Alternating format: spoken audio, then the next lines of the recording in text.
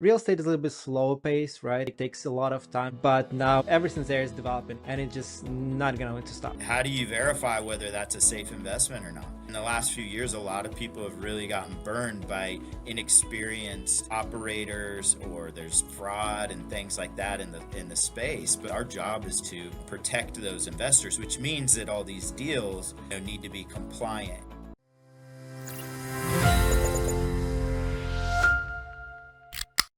Hello, everyone, and welcome back to the Path of Progress. I'm your host, Alex Kononov, and today we are diving into an exciting and fast evolving topic that's reshaping the future of real estate investing: tokenization. My guest is Tyler Vinson, an experienced real estate investor and CEO of REtokens, a cutting-edge platform at the forefront of digital real estate investing and tokenization. Tyler's been active in Pacific Northwest market, and now he's leading innovation with a blockchain-based platform that could change how we raise capital and trade real estate assets. Tyler, welcome to the show. Yeah, thank you for having me. Excited to have the conversation. It's great to have you here. Tyler, let's start from the beginning. Can you share a bit about your early journey in real estate? What was your first deal? Yeah, so the way I got started is a good friend of mine, my best friend actually, had come home from college and he went to UW. He came and he said, "Hey, a couple of my friends, they are looking at investing in apartment buildings." And I thought that sounded pretty cool. So he took me to a local event. I've always been big on education. And so we went to a local event at a hotel, and it wasn't that great, but we signed up for it anyway. I went through the week course there, and we'll just say that it left a lot to be desired. So after that, he said, "Let's just go do it." And I said, "Go do what?" And he said, "Go buy some real estate." And that's exactly what we did. We went out and bought a duplex. It was a very interesting loan period where we lived, where we could put very little down and buy this owner occupied duplex. And of course, we learned everything we could from the guru. So negotiating at closing table, I think we ended up putting zero down on this duplex. And I think within a year we bought our second duplex. And that's really how it all got started for me. And what year was that?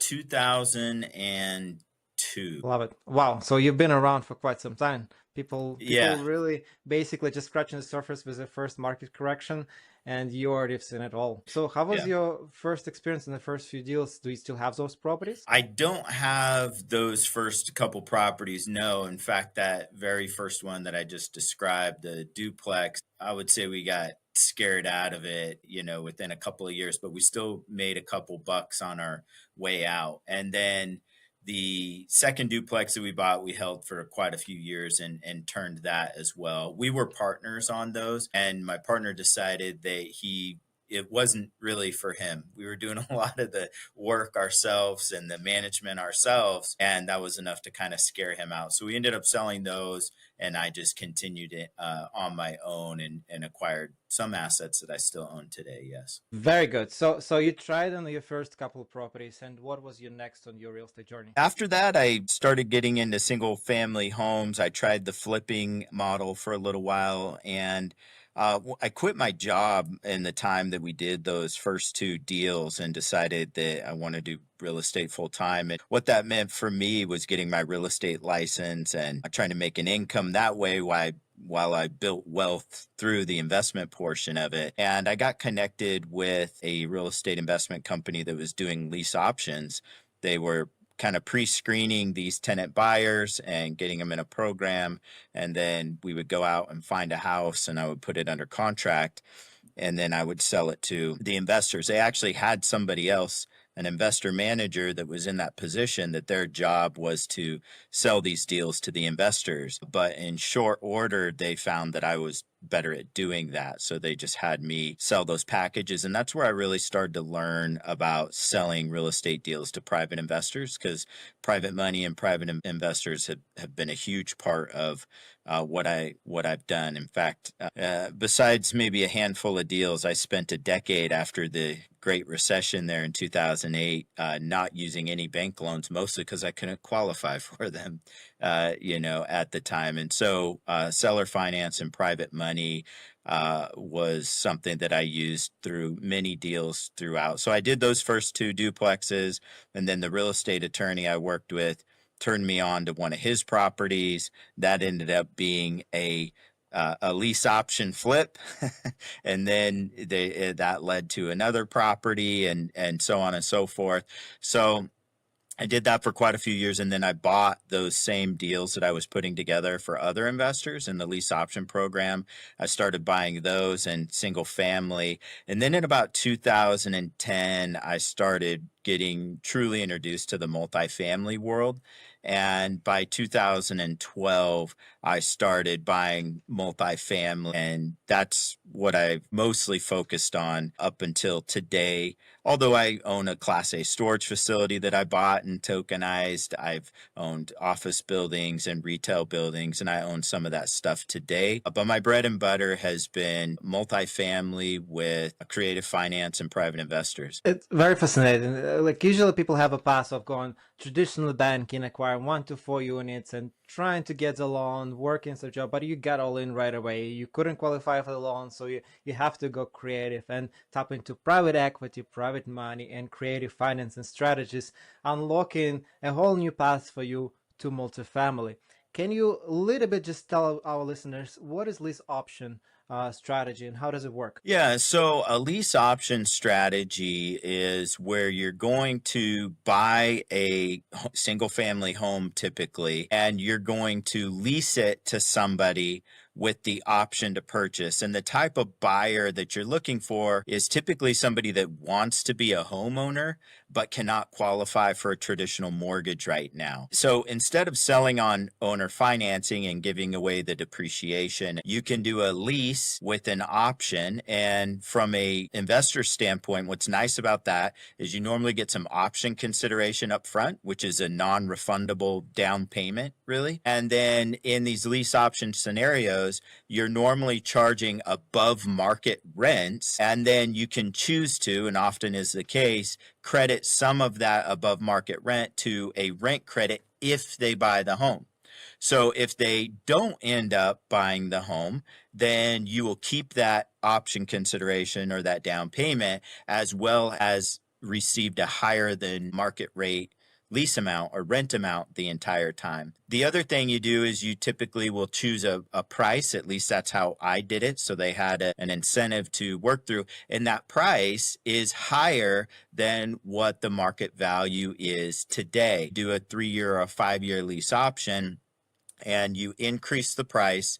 You take the non-refundable option consideration and then the higher lease amount. So there's a couple deltas or a couple spreads that you can make along the way. And the way I tried to set people up for success with it, of course, but it's still only about a 30% success rate.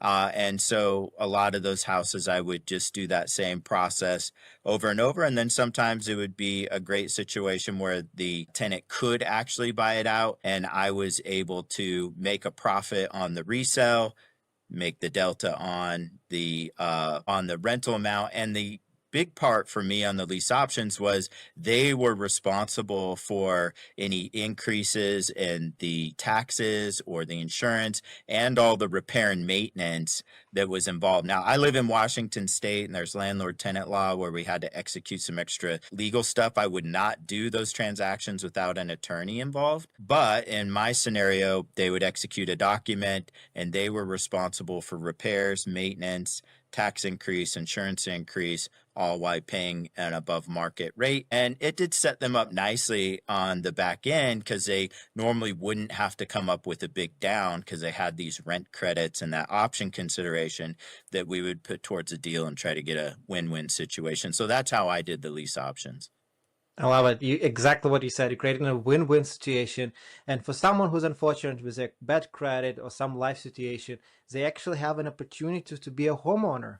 And you providing this opportunity, so they have 5 years to fix their credit, to qualify for the loan, collect a little bit more money, and at the same time to live in the house.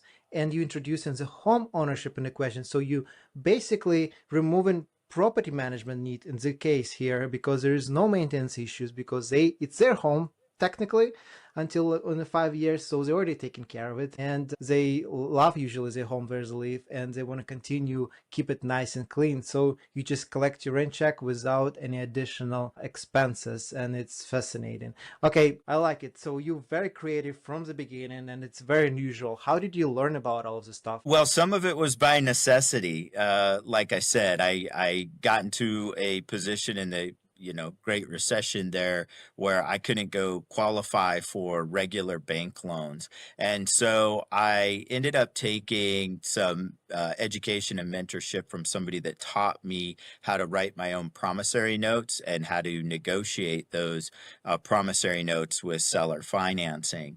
And then I had taken some separate, courses and education on private money and working with private investors. And that one was designed a little bit more towards a syndication, like what I've done more of late. But I was able to take that and kind of create my own model. There was a point in time where I had kind of come to a crossroads, August 2008, when all of my deals died. The market was dead. Banks wouldn't lend. The whole industry was in the toilet. All of us who were in the space remember those time frames. It was some markets, it was 2007. Some it was 2009. For me, it was August 2008 when the music stopped. And I had to come up with a business model with no money and no credit at the time, two brand new twins that were born. And, I had a third child and all my deals died. And all I did was real estate. So it was a tough moment. I had to come up with a model where I could, acquire real estate and make money doing it without needing to rely on banks or third party customers. And that's where I designed the model where, I knew I still wanted to buy real estate. I believed in it. And I had some people that knew me, liked me, and trusted me. So I was able to use that education that I had and go out and negotiate deals with sellers and then use private investment funds for the down payment to pay my own commissions and acquisition fees for the reserves and those type of things. And so I was literally putting better than zero down deals because I would get paid on every deal. I always made sure when I buy, I get paid. When I sell, I get paid. And then I started a management company in that process to get paid as on that service as well as the owner and getting the tax benefits, etc. with that. Step one, get educated. Step two, take action. And I like you executed right to the T. So at what stage did you decide, okay, I'm enough with a smaller game, smaller multifamily residential, I'm gonna go to multifamily? What did made the change for you? Yeah, I think, looking at when you do a single family home and you buy it and you improve it, you can then resell it or re-rent it for a higher profit level. And what I realized through doing some of the training and talking with others is you could compound that with multiple units. So why spend the same time and effort doing all of that on one house and only get the benefit of one unit when you could do it? One of my first projects was a 29 unit. And one of the first things I had to do was take out 23, ended up being 26 of the tenants in there and completely redoing that. But I made a strong delta or margin on each one of those units. And that changed the value of things completely. So it's kind of like a compound effect of what my efforts were doing, because those apartment building, houses are based on what the resale is going to be, what the comparable sales are. But multifamily values are based on what that net operating income was. So when I could increase the value of each unit, the net rent on each unit by $200 to $300 per month, that equated to a huge return on the back end when you talk about, say, cap rate or capitalization rate, what these apartment buildings tend to use as a selling metric. And so when I realized how that compounded over multiple units for a similar activity, that's when I fell in love with multifamily and kind of the art of repositioning those type of buildings. And I want to add to our listeners who just a beginner in multifamily and just listening about it, like what is NOI? NOI is basically your gross income minus your expenses, and this is your operational expenses. This is your net operating income. And then later on, to get the valuation of the building, you get divided this net property income by the cap rate, which is known in the area of how much the property is trading in the area for this multifamily. So you get an idea. But also, it's another major point, right? It's not only income, but in expenses. You also, while renovating unit, you dilute a little bit of the expenses side, and now it's not that expensive to maintain the property, so your expenses going down and your delta is increasing even more, not only by improving the income, but also decreasing expenses. And this is the beauty of it. I love it. Okay, so you went to multifamily 28 units, and you started inquiring more about this multifamily plus. Are you trying still to increase your portfolio in multifamily? Are you actively buying nowadays in multifamily? Yeah, I'm always buying at least a few $1 million worth of real estate a year. Maybe that's, one building or a handful of buildings. I do portfolios. I really made a name for myself locally by teaching sellers how to save on taxes by selling to me on owner finance. In fact, I wrote a book on that. So a lot of the acquisitions I did are buying sellers multifamily buildings, or often these are small multifamily portfolios where they've got like 3 buildings for 28 units or something like that. I've done larger buildings as well, but more recently in the last few years, it's been these smaller multifamily and multifamily packages. When interest rates were low and, everybody is out there with loose money, in my opinion, overpaying for a lot of the buildings, I just didn't care or need to get involved with some of the petitions surrounding that. And then, of course, back in 2021 and then certainly in 2022, I started changing my focus towards real estate tokenization and building out a company to help other investors. And that's where more than 90% of my time is spent today. But I still do buy, recently bought a small multifamily package this year, and we've even put together a fund to do some acquisitions in the back half of this year. So I'm always buying, but is become more of a, I guess, what you might call a side hustle instead of my main thing. But I have a sizable portfolio today that we keep and that we manage in-house and stuff like that. Like I said, storage facility and some commercial buildings, as well as the multifamily stuff. Keeps the lights on. But I like how you right now, guys. We go into uncharted territory. Well, we're going into tokenization, and you just mentioned that you just started switching your focus into this.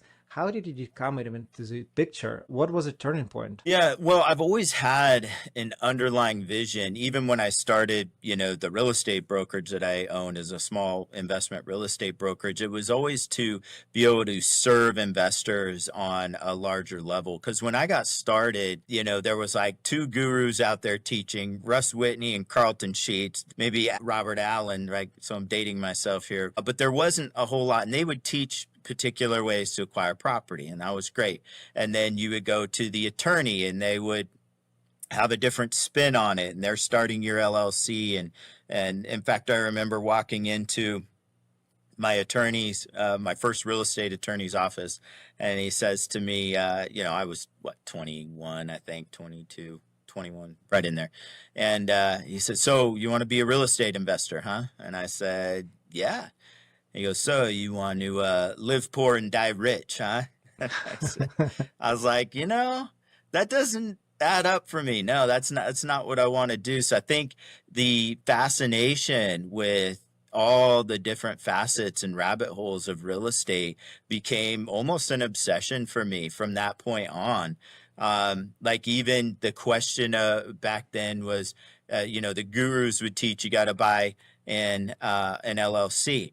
And I went to my attorney, as I mentioned, and he did the LLC. So then I went to my CPA, and my CPA is like, "Well, I'm not sure about that. You may not want to do it that way." And then I went to my banker and I said, "I want to get a loan in my LLC to buy real estate." And he's like, "No, there's no chance I'm giving you a loan in your real estate." So like just even those things and figuring out how to do that became really fascinating for me. And that has always been an underlying thing where I wanted to have kind of lower the entry barrier to be able to invest in real estate, I think has always been the ultimate goal. And so when I learned about tokenization, and what it was, instantly I felt like here is a vehicle to help me contribute to realizing this vision for everybody to lower the entry barrier. Because I tried teaching and I had done that, and it seemed like there's a very low success rate.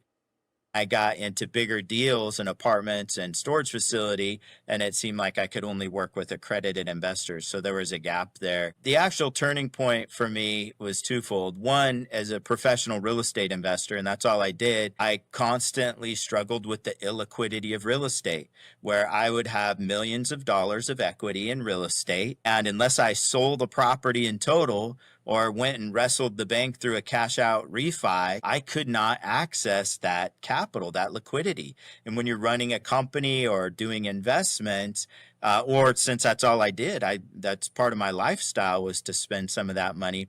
It was very difficult to get at. So I think a lot of professional real estate investors can relate. It's like, man, I just need a couple $100,000 to do this, and I've got millions here, but I don't keep that kind of liquidity on hand, or I don't want to, drain accounts down to that.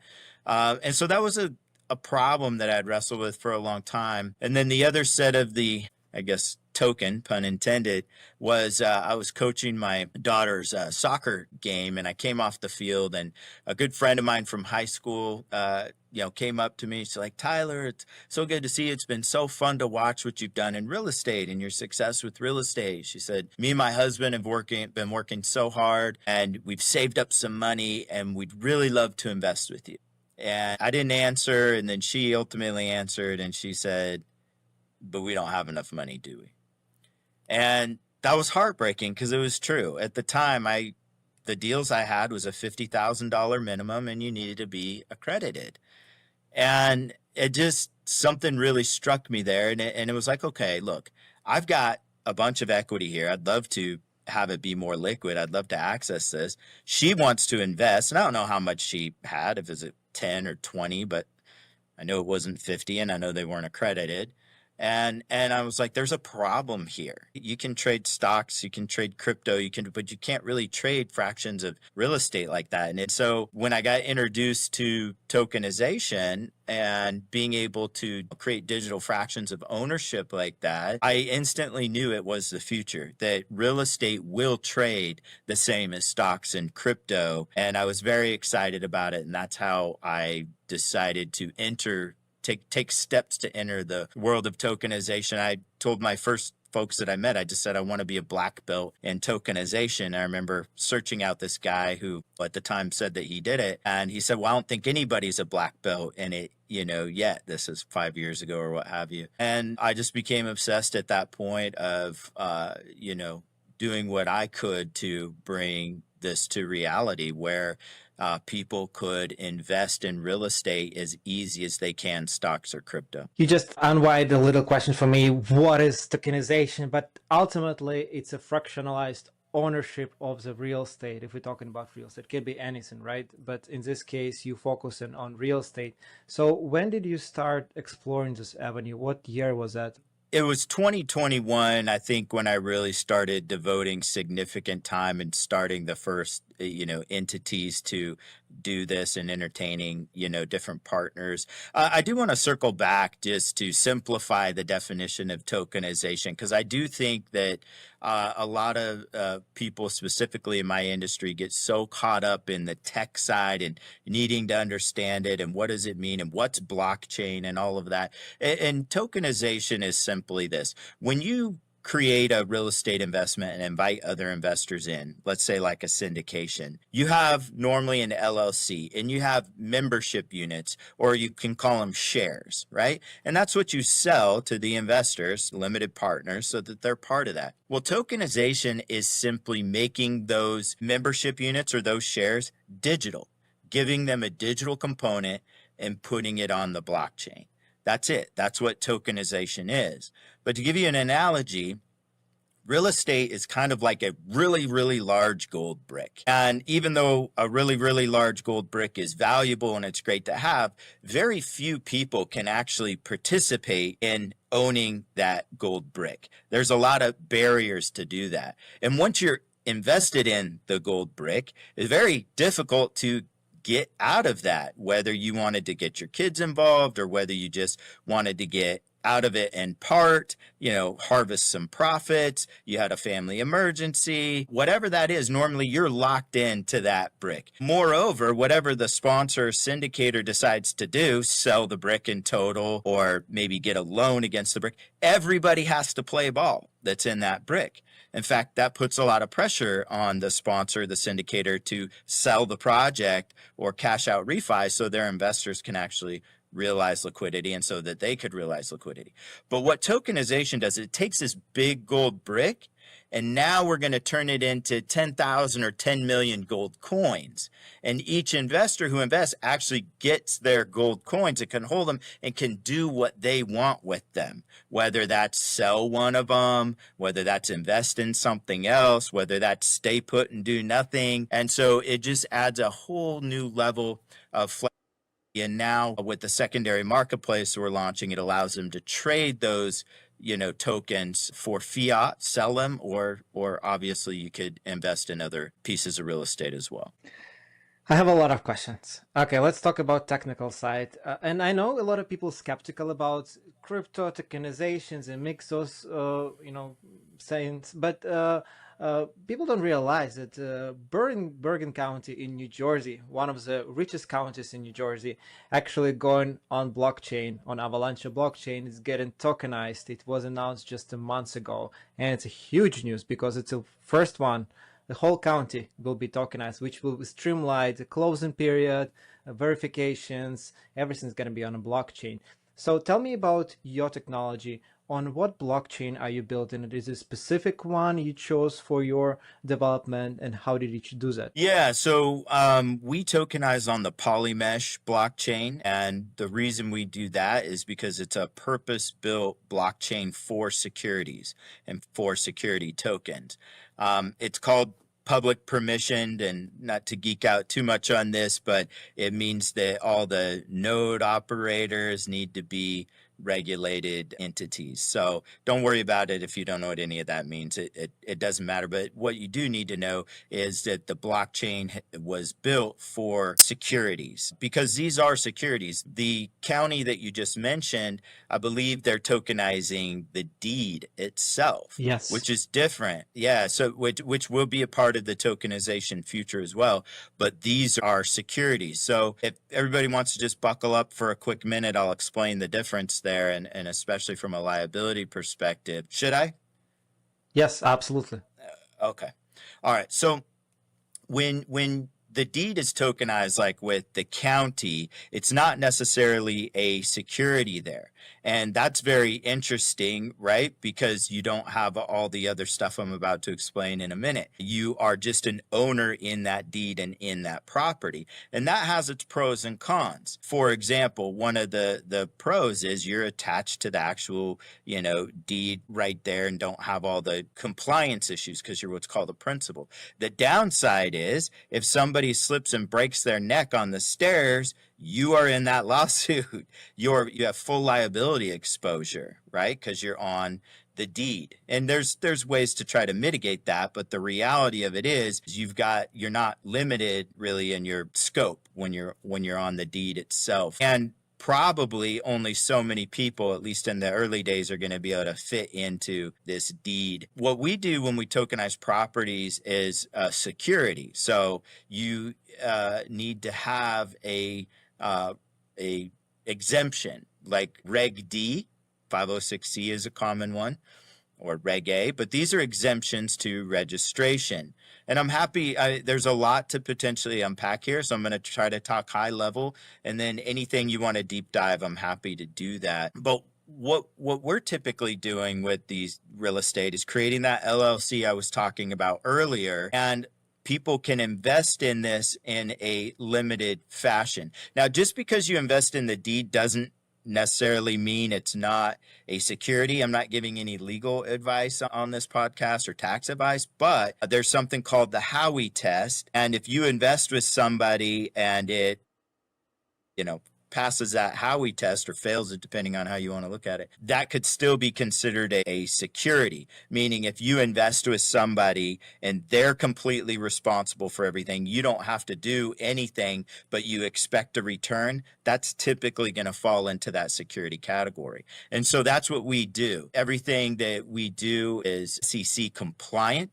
In fact, when we talk secondary market, I'll share some recent and exciting news that I haven't shared on a podcast before. So stay tuned for that. But when we create this LLC, it's a security and we find an exemption to registration and we sell pieces of those equity or those tokens. So when an investor buys into that, they're what's called a limited partner. So their liability is limited to just whatever their investment is, meaning if somebody slips and breaks their neck, they're not going to be part of that lawsuit. Their personal assets are not exposed. And to have that kind of safety as an investor and to be able to raise money that way as an issuer, a sponsor, there's a lot of legal compliance that has to be done.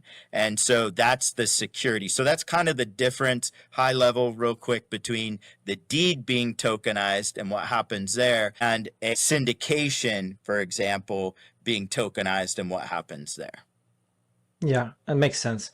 So can you tokenize only new purchases, new properties, or it can be existing multifamily projects that's already ongoing for a year or more, and they guys decided to retokenize it so they can have more liquidity for investors? Yeah, both. I mean, the primary reasons that people, tokenize today is either to do acquisition, development, or to recapitalize the project, meaning get liquidity out of it or get loans out of the picture. So we break that into kind of two marketplaces. One of them is called the primary market, where it's a security for the first time.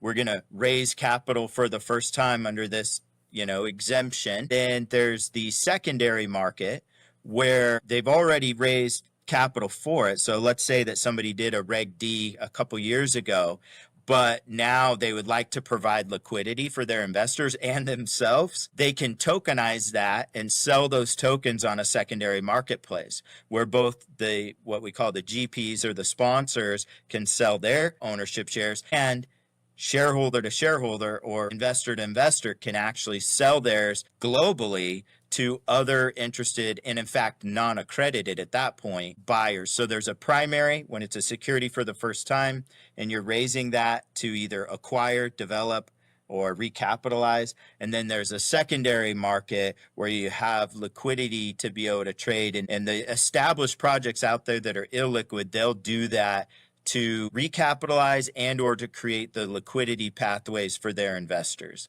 So when you put properties in the secondary market, I know you don't have it yet, but it's coming. So what is the plan? How do you plan to live track the value of the asset?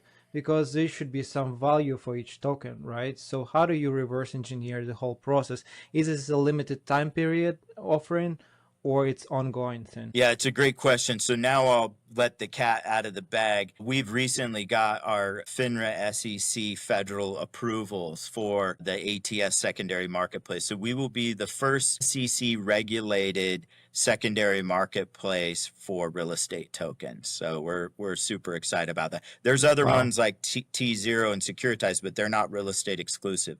We'll be the first that's real estate exclusive SEC. And so, yeah, we are just within weeks of front facing this. Obviously, we have the technology and everything built out. It's a matter of just getting the state licenses here, which will take just a couple of weeks. And so the way that works is, so we have a broker dealer division now, which is SEC FINRA member. And what we do is there's a due diligence period or a due diligence process to get your project listed. So because they're securities, you also have to have an exemption to resell them. And so if only one person in the whole deal that's not the sponsor wanted to sell and list on an ATS, they can't really do that today. I mean, they could, but they would have to go through, they would need to be a significant shareholder because we have to get the deal approved.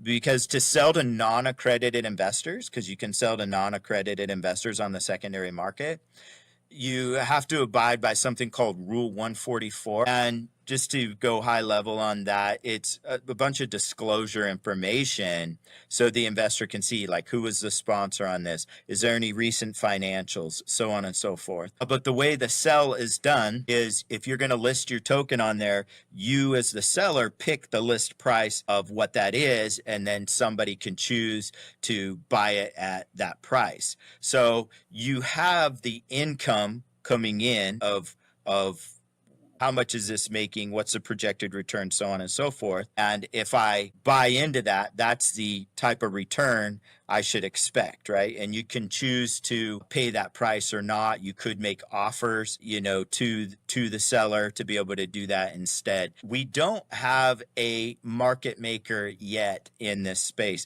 See, the way a lot of capital markets work today is you're not actually transacting with the other party. The seller's not actually transacting with the buyer. There's something that sits in the middle called a market maker who actually does the transaction. So you got like a bid and an ask price, and there's a little bit of a delta that's made by these market makers, and that allows for instant settlement.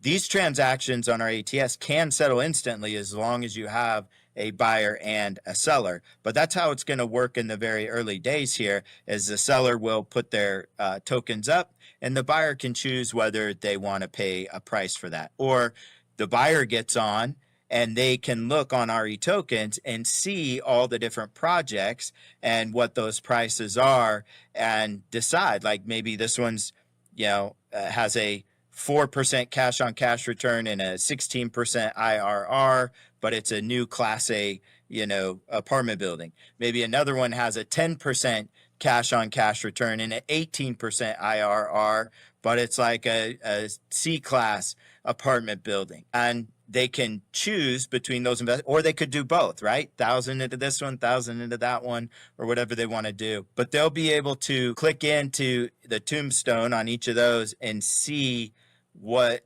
the information and data is behind each of those investment opportunities. You got my wheels turning. So tell me this. So as I imagine it as a platform, it's basically like a sell order. So the seller is the owner of the property. He put in sell order. I'm selling this amount of tokens for this much. Take it or leave, whatever if you want to do. My question is, one property can have 1,000 of those tokens, right? There's, I don't know, not 1,000, but how many investors right now at the moment, and you fractionalize whatever they decide to. One investor can have, if it's 1,000 share, like 50 of those tokens, limited partner. So my question is it only main sponsor can put this on the platform, or the limited partner also can put his own price on this? So for example, if there's a property line, for example, apartment complex XYZ, and there's owner want to sell it his share for $5,000 per share, but one of the limited partners, he's okay to sell it for $4,700, and he can put it there also, or it's going to be only marked by the owner? No, the limited partner can put their own price on the tokens that they sell. They have full control over it and can mark them at what they want. So as the market matures and develops, there could be some deltas to be had there, right? Some spreads to be had, and then, some certain pricing would average out. So, if a GP or a syndicator is putting it for a 4% return, and somebody can see the history of it, the cap table, that somebody else has sold them at 8%, they may choose to hang back and see if somebody else would sell at 8%. But what will happen in the future, and it could be sooner than later, this stabilizes the market, is to have a market maker, or the crypto people know it as a liquidity pool. And that's where you're going to, the liquidity pool or the market maker is going to go ahead and buy the tokens from the sellers at a particular price and resell them at a particular price, and they underwrite those deals and they know what the value is. If they know that buyers are willing to buy at 8%, then maybe they buy at 7% and make the delta, and that allows for seamless automated instant settlement of those transactions. So that's what will happen. My mind is blown. Wow. And I don't think people really understand all of this, what you just said. Basically, guys, you can, I don't know if some of you trade cryptocurrency, but it's basically you go on and trade it. You want to, there's a price for each token at some mark, and right now it's trading at this like stocks, right? And at some point where there's a liquidity option available, you'll be able to trade it at stock price, like a stock price, and then there's no per se buyer yet, but it will be, someone will be able to buy it at the stock price, and it can go up, can go down, and then it will be trading like a stock. So crypto, did I get it right? You did. Coinbase does that now. That's actually how Coinbase works, is they have a market maker. So if you read the fine print when you sell or when you buy, you'll notice that they buy your Bitcoin from you at a certain price, and then they resell it at, a market price, or they'll add a percentage to it, and they'll make that delta. So that's exactly how most of the stocks that are traded there. I won't get into how some of those transactions work, but we'll just stick to Coinbase for a minute. That's how Coinbase works. There is a transaction fee that they charge on each side, but there's actually also a delta that's being made to provide that liquidity, because they know what the market price is, they know what the buyer demand is, so they know what they're willing to pay for it, because they have a buyer waiting, at the next transaction for it. How far do you think we are from this market maturity like this? I think it's within 12 months, because we're going to be working on it immediately. I think you really have to, get that in play as soon as you can, because if you're a seller and you're getting promised liquidity from tokenization and you list your tokens on there, how long are they on there? 1 day, 1 week? If you overprice them 1 month, I mean, you can certainly go change the prices yourself to attract buyers, because we got investor buyers who will be coming, and we've got liquidity strategies surrounding that. But it would be much better to just trade it like you do a stock or crypto today, where it's going to settle the same day for you, or T+1 in the stock market. And so what I like about real estate, and the reason I'm comfortable with that, is, let's say you're buying a building or buying tokens into a building. I'm going to use, cap rate, just to try to simplify the conversation, put a general value to it. So let's say that, or I'll use the term return. How about that? That buyers all day are willing to buy these tokens at, an 8% return. So when you do the bid, which is the buying side from the seller, then you're going to bid and buy at a 7% return. And real estate's very easy to underwrite in that capacity.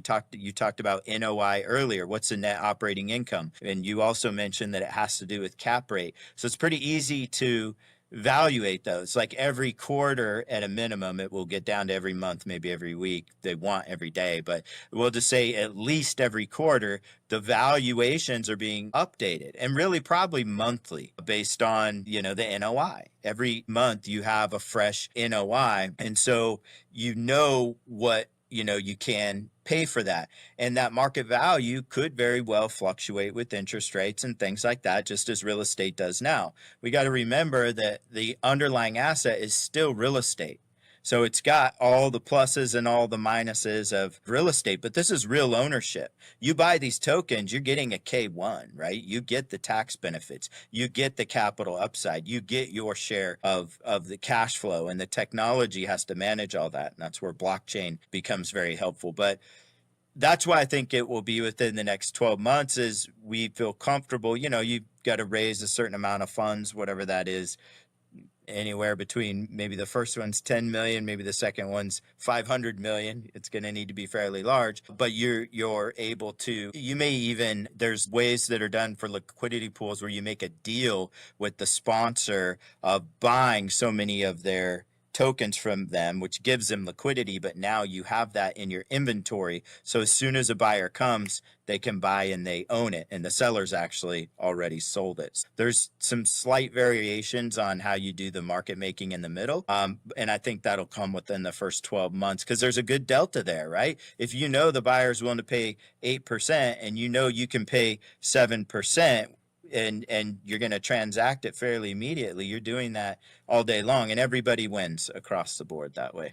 That's how Coinbase does it. Just look at the treasuries at a couple points and you know what market has, appetite for, a large investor specifically.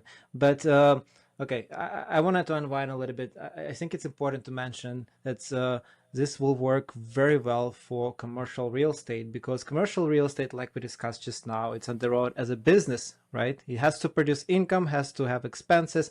Now you have here a net, and you can get some idea of valuations. When there's stocks for big companies like Apple, Nvidia's, when their earnings going up or going down, stocks reacting, and people will understand. And if they have some dividends, it's also, this is correlation between business world and real estate. And real estate runs as a business. If you have bad business owner, the price will probably adjust. If it's underwater, the price adjusts and people won't buy it. It will stock. It will reduce the price because someone needs liquidity, and naturally the price will reduce itself. And now we're going to have open market, free market, where people actually can put their own price, and maybe, some people like sponsors attached to it, but limited partners, they have maybe their different vision. They consult with someone else and they think, okay, I need to get out of it, and they start reducing the price, and market seizes and reacts. And now we have really different game going on in terms of market and valuations and capitals. And I think will be much more fluid and exciting. It's very exciting. Okay, wow, it's moving much quicker than I expect. I thought you will tell me like 2, 3, 5 years we're gonna get there, like 12 months. Mind blown. How do you expect to find buyers to this? What are your goal to get user acquisitions as platforms? Because it's a risk for people to tokenize and stuck with it if there is no buyer pool. I understand there is a vision and there is a lot of development going on in the space, but people are still skeptical about this. Let's be fair. Yeah, there actually is no real downside to tokenization, because other than what it may cost you to get it broker dealer certified or the due diligence from a broker dealer listed. Because if you wanted to burn all the tokens and not have it be tokenized, you can do that at any point in time. You can still do all the traditional things you would normally do with real estate. It doesn't put any limitations on what you're doing there. So I think that's a misconception that people have, is like, once you tokenize that, you can never go back, and that's the way it is. There's projects that we tokenize that nobody wants to sell. They don't do anything. They're available to do that, but nothing changed. Like, I tokenized my storage facility and I had to talk to my LPs and let them know what I was doing. And they're like, well, oh my gosh, what's going to happen? What's going to be different? How do I get paid? What is all that? And I said, actually, if I didn't tell you, you wouldn't even notice. You wouldn't notice. It operates the exact same way. Now, if you wanted to trade some of yours, you'll notice. If you want to get paid in a different way, like you would notice. But there's really no downside to that. I even get asked a lot by, what do mortgage companies think about this, and how do they look at that? And in fact, I was having breakfast with my banker and was telling him about this, and it was all news to him. He's like, well, wait a minute. What's going to go on with, when ownership changes, we're going to have a problem with that. And I said, well, in a regular real estate syndication, do you have a problem when ownership changes if it's under 20%? Oh, no, 20% or more. I said, okay, so same, right? Same thing. Somebody would have to own 20% or more of the project before the bank has any concern with beneficial ownership, just like traditional real estate does. But if somebody's trading, 5% or 10% of a total project, which is normally a pretty huge amount, actually, the bank's not going to have any issue with that. Well, I'm not sure if my lender will be okay with this. Is your lender okay with real estate syndications where you have a sponsor and maybe there's a guarantor or not, depending on if it's secured or not by them? Or do they have any reservations with you selling equity pieces to other investors? Again, there's a 20% threshold there. So the other thing is, like, people will bring up regulation surrounding it. I'm not sure if there's clarity surrounding regulation. Well, that's more of a crypto thing.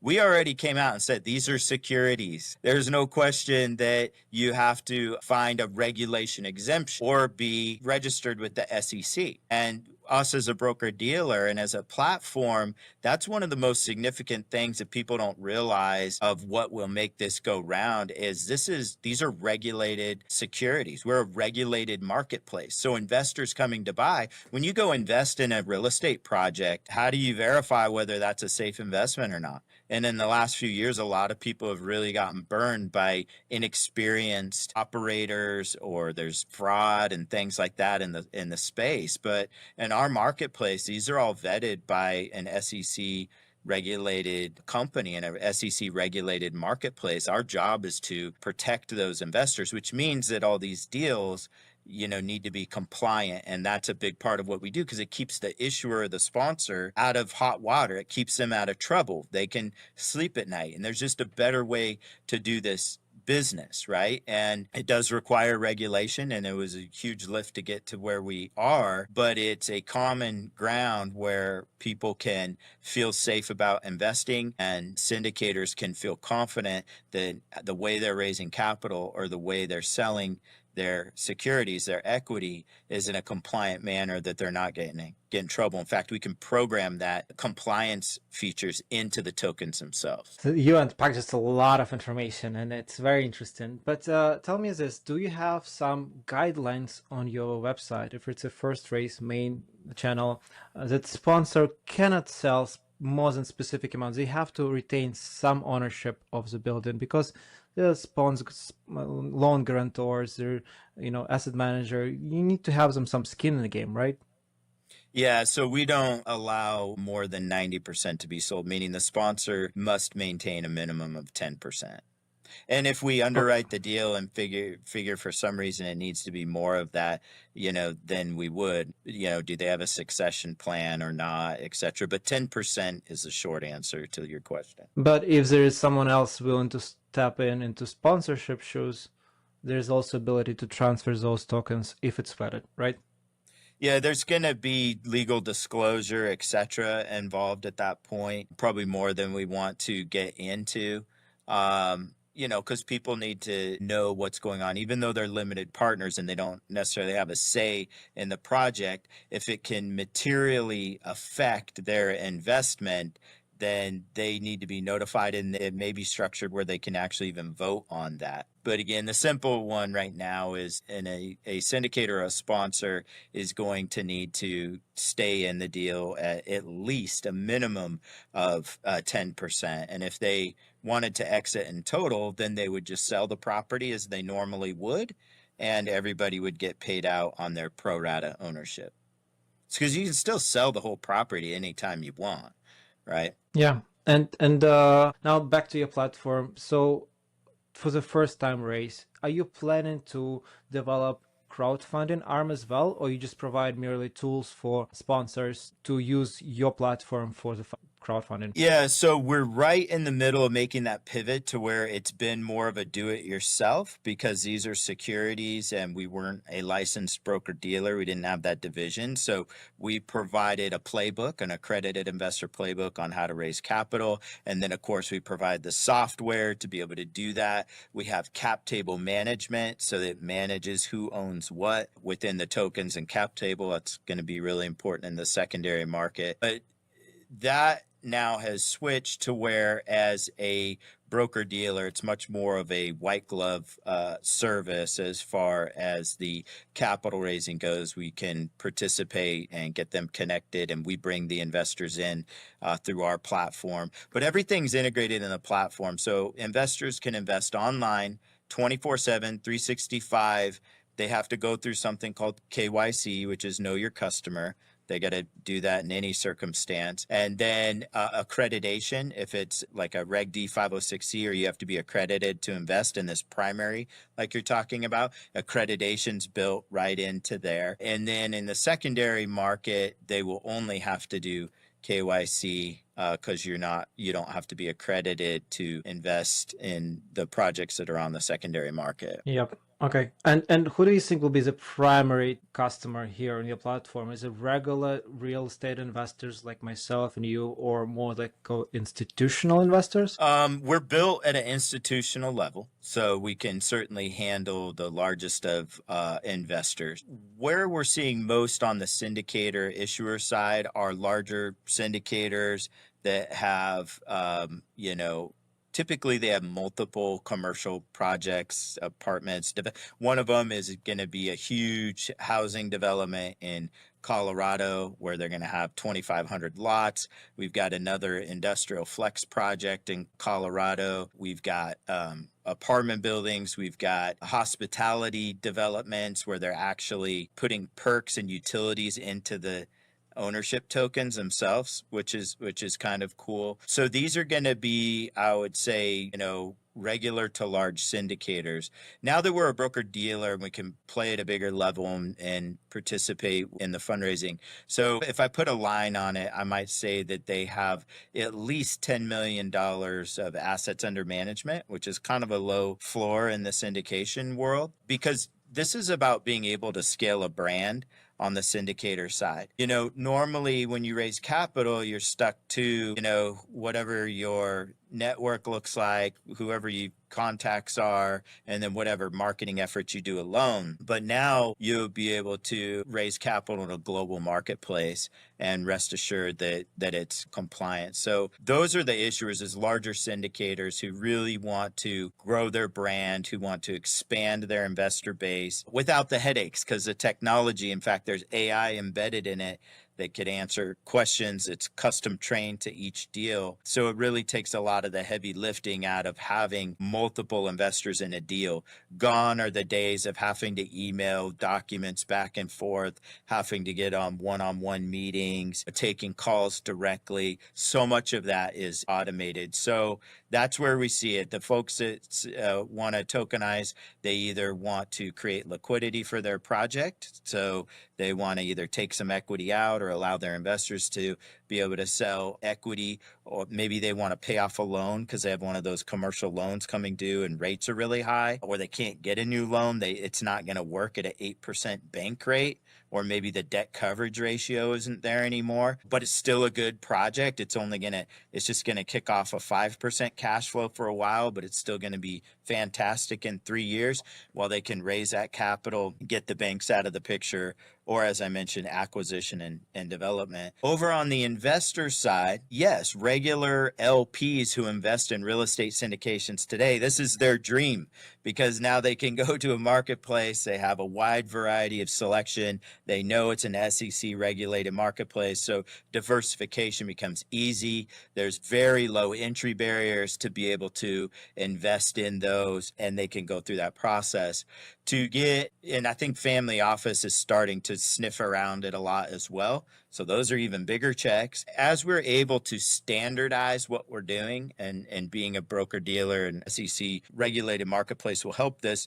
They need to be able to buy from an SEC regulated platform. Institutions need to have all of those safety measures in place for all of the people that they serve. So I think that that's probably down the road a little bit.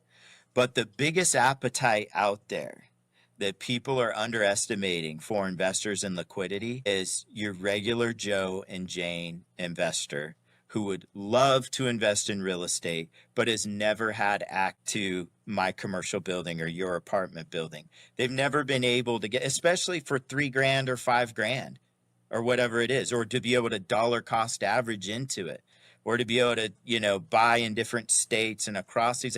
They've never had access to it. So that's where we've found the largest appetite is in the retail investor, and specifically the non-accredited retail investor. Now, they don't write as big of checks. That's true.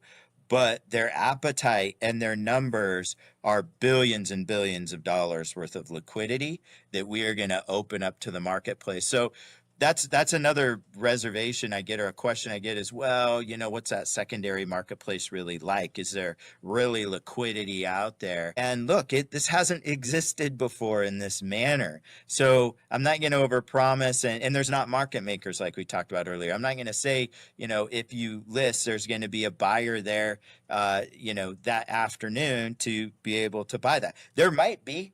There's buyers there coming every day. So there may be, but we don't want to over promise that. But as we get more assets on platform and people understand it is a marketplace that they can go buy these vetted investments, you'll see that continue to grow. Moreover, it's a global marketplace. So now that we're getting in position to put some marketing dollars behind it, that is going to see billions and billions of dollars of liquidity. So the liquidity ladder looks like this: retail non-accredited investors, or you could group them in with retail non-accredited and accredited. The accredited are going to write bigger checks. They're used to doing that. But the retail investor, then you have the family office, or, there's real estate funds. Quick example. I had a meeting last week. A gentleman called, and what he does is he runs a group of 40 fund managers. And all of these fund managers have real estate funds that people invest into. These are called LP funds, or limited partner funds. And what they do is they look for real estate syndications to invest into. That is what they do. And the person who runs that fund is kind of the one that underwrites the deal and makes sure. But people that don't have the time and energy to find all these real estate investments can invest in one of these real estate funds, which invests in these real estate projects, right? So this gentleman is very excited for us to get the assets on platform because they want deal flow. Now, all 40 fund managers, which is more than 40 funds, are all looking for us to bring assets on platform so they can take their fund and start buying into these different real estate deals. That alone is going to create hundreds of millions, if not more, just that one group of liquidity. And there's many, many of those types of groups in the US. And then when you take it global, it's a whole new thing. So it will take some time, right? People need to look, they need to understand, they need to be made aware of it. But once people realize that with a few clicks of the button, they can choose to invest and be a real owner in some of these real estate assets, it's a wildfire waiting to happen. Absolutely. Wow. This is a new twist, definitely. Going to the fund managers, and yes, they have lots of capital sitting, they're looking for the deal. In the meantime, they're looking for their own deal. They can go into your platform and invest that sitting capital and produce even more revenue for their investors. It's a very new twist. Anyways, going back to smaller investors, you said you can fractionalize as much as you want, as much as the ownership wants of the property. How do you see it's been managed for the tax perspective? You said everyone gonna get K1, so thousands of K1s will flow to the all investors.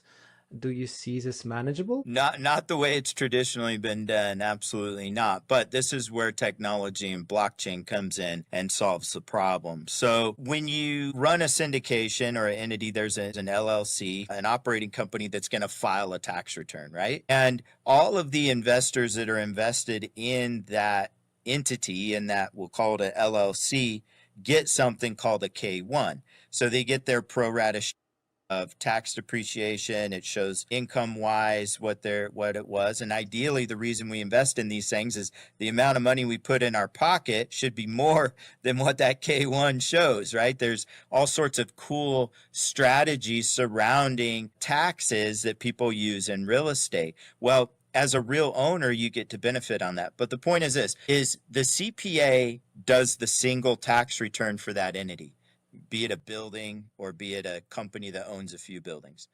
That doesn't change, right? You still have a single CPA doing the tax return. What does change is normally that CPA is doing something to create these K1s and having to send it out to all those individuals. Well, now there's software out there where you can take that tax return, put it into the software. It knows based on what we call an address, or we'll just call it a digital identification, who owned the token for what days of that year, and can automatically send out those K1s. So you can own it for 1 day and you'll get a K1 for that 1 day. You could own it for 2 months, you'll get a K1 for that 2 months. You own it for 12, so on and so forth. But it's that single data source of the tax return, and that data is entered into the software. That software can verify who owned those tokens for which days of that year and disperse the K1s accordingly. Because the keyword is still a blockchain, right?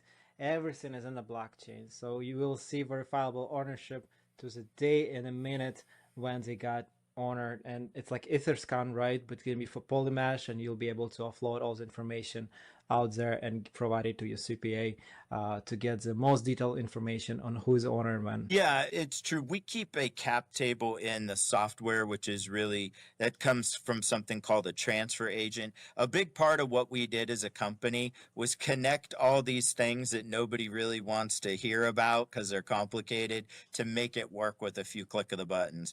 An example would be you have to have a transfer agent to switch an LLC ownership or a share from one person to another, right? And then who custodies these things for the trust of the transaction and all that? Well, our platform has integrated all of that to make it all work with just a few clicks of the buttons. Yeah. Makes sense. Simplify it, and then everyone will come to use it. So are you operating nationwide? It doesn't matter for you where's the property located, or are you still limited to some states? Well, as far as properties that we can tokenize anywhere in the world. We don't have any boundaries for that. Now, internally, there's some questionable countries that we probably would not entertain tokenizing in. One of the things is, because you got to understand that each jurisdiction has its own rules. So what are their rules surrounding property ownership? If those aren't really clear, then I'm not sure that that's a project. Property rights, how do the property rights work there? So we're going to look at those types of things. Plus, if the issuer or the sponsor can't make it through KYC, like if they're on the terrorist list or a Russian oligarch or something like that, then they're not going to be able to participate either. Most of the limitation is surrounding on how the capital is raised and selling to, investors. That's where some of these licenses, I think, become a little more important, because again, the reality of it is the SEC is out there to protect the investors. And so, as mentioned earlier, not only do we have the federal licensing, but now we're in the process of getting licensed in every single state to be able to do business there. But on the secondary market, there's something called a Reg S, and if you want to, we can get into that, but there's all sorts of complications surrounding that in a primary rate. A Reg S is a foreign investor, a non-U.S. investor, and they don't have to be accredited. So people find that appealing, but it's kind of complicated in a primary raise. In a secondary market like ours, you just have to go through KYC, and you can be from anywhere in the world to be able to invest in those. So it's very much a global effort here, with some limitations based on terrorist states, etc. And I think you mentioned this before, but I want to again mention it to our listeners. If the property was sold originally for accredited investors, after some period of time, when it goes to secondary market, it can be sold to anyone. And I think this is a very intriguing point, that now your pool of investors increasing immensely, and it just sky's the limit, and your appetite of your potential investors can be much bigger, because there is a much bigger pool of people who want to invest 3,000, 5,000, 10,000 into property that they won't be able to do it before, because accredited has such a high limit for regular blue-collar, hardworking people in America. Yeah, and there's really a delta likely to be made there, a spread, an additional profit, because real estate has something called an illiquidity discount, meaning the reason real estate normally has higher returns is because it's been illiquid. You haven't been able to trade it, to where an accredited investor might come in and say, hey, I need 8% or 10% to consider it, because I can consider all these deals. A school teacher, firefighter, or the server at your favorite restaurant may be willing, and is, I've talked to them, willing to take a 5% return for real ownership of the real estate, real appreciation opportunity, real cash flow, real tax benefit, right? Because they can't go get that anywhere else. They don't have access to that. So if you, let's just use cap rate for those of you that really understand commercial real estate. If you're would normally list it on the marketplace at a 6 cap, but you can go sell it on the secondary market to a non-accredited investor at a 5 cap, that is a major profit margin that's made simply by adding that liquidity component, by tokenizing and be able to sell to a non-accredited. And the non-accredited still wins because they actually get an opportunity now to participate in an investment like this and still get a strong return, to where their only other options right now may be the stock market or crypto, right? And real estate's a very different asset class than those two. I think we will see real estate sitting on a not listed on the market for a long time, with ownership not changing the hands in a traditional way, but in tokenized way. So we won't see properties selling for 30 or 40 years or 50 years. But when it comes to market, who are invested in tokenized, on top of the return, everyone who is tokenized will get return, and they buy in specific return. But if the market is ripe and the main sponsor decides, okay, this is a great opportunity to sell this property in a great profit, then those people can get additional return on their funds and maybe reinvest in more properties. That's right. I love it. Tyler, I think we already closed it to our timeline, so we have last few questions for you. Quick hits, lightning round. One book or resource that shaped your mindset as a business leader? It's got to be Think and Grow Rich. Makes sense. Most important trait for someone launching a real estate startup or investment firm? Mindset, and I know that's a little bit of a cliche answer, so let me unpack it a little bit. You are going to have highs and you're going to have lows. You're going to get some yeses and a lot of no's. And you have to have belief in what you're doing to progress through that. You have to visualize what the end game looks like to get there. If you go through with doubt and uncertainty and live in that world, then you'll eventually stop and quit. And so the mindset is critical, that you believe in the end outcome. And it's funny how it can become reality. The other mindset has to be a growth mindset. We talked earlier about education. In my early days, to this day, I'm relentless about educating myself, right? As Tony Robbins says, you get paid for the value that you bring to the marketplace. So the more that you educate yourself, what you're educating is how you can provide value to what you're doing, and people pay for that. So if you have that don't quit type attitude, and you back that up with relentless education, and then believe that it's to happen for you, ultimately it's inevitable that it will. And that's critical in a startup, when you are going to get your teeth kicked in sometimes. I think it's a lot about open-minded and being focused. You have a target. If you don't have a target, you're never going to hit it, right? You don't have it in mind or on the wall. It's just never going to happen because you don't know where to throw your dart. It's a path without the end. But also being open-minded with this world, that's everything's changing every day in the blockchain industry, in real estate. Real estate is a little bit slower pace, right? It takes a lot of time because it's a big elephant. But now we have this new guy on the block, crypto and a blockchain, and everything there is developing AI. Again, developing 5 years ago, we didn't know what it is, and now we just use it every day, and it's just not going to stop. Right. Yep. So, okay, last question. One thing you wish you knew earlier in your investing journey? I think just the matter of consistency and how important that is. I think as entrepreneurs, we tend to get ramped up, especially if we need to make some money. And then, we get fed or do a deal and our marketing falls off, right? Or our capital raising falls off. And then we're back kind of running at it, again. And so I think I'd often say the two most underrated success principles is, number one is consistency, and right behind that is preparation. So I think they really go together. So that's kind of what I would redo, is just develop things to be a little bit more consistent instead of up and down sometimes. And specifically on persistence, every time you get kicked, you have to stand up. That's what it matters. Stand up and keep going to your goal, to your targets. That's what matters in the end of the day.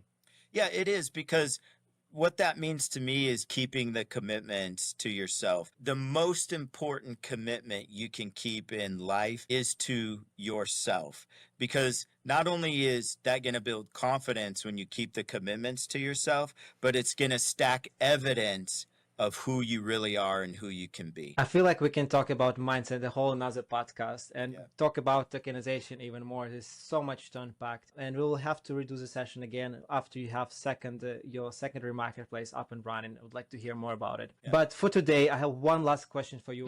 If someone wants to learn more about REtokens, your company, or follow your work, where's the best place to find you and connect with you? Yeah, education's important for us. So I would start with the website, REtokens.com. In fact, for the listeners, they can go down and for free download a quick start guide to real estate tokenization. So I highly recommend that. Just go to REtokens.com and you'll be able to download the quick start guide to real estate tokenization. If you want to connect with our company or our page, we share a lot of insight on LinkedIn. So that's just going to be REtokens on LinkedIn. And if you get really interested and want the educational stuff, we've got a great YouTube channel. It's just at REtokens, where we talk about not only the issuer sponsor side of tokenizing real estate, but we also talk about how to evaluate the investment options for tokenized real estate. And those would be the three best spots. Tyler, great. Lots of knowledge. Thank you so much for coming in today. Thank you for sharing your story. It was incredible, your insights and glimpse into the near future of real estate investing. Yeah, I appreciate you having me on, Alex, very much so, and look forward to our next conversation. Absolutely.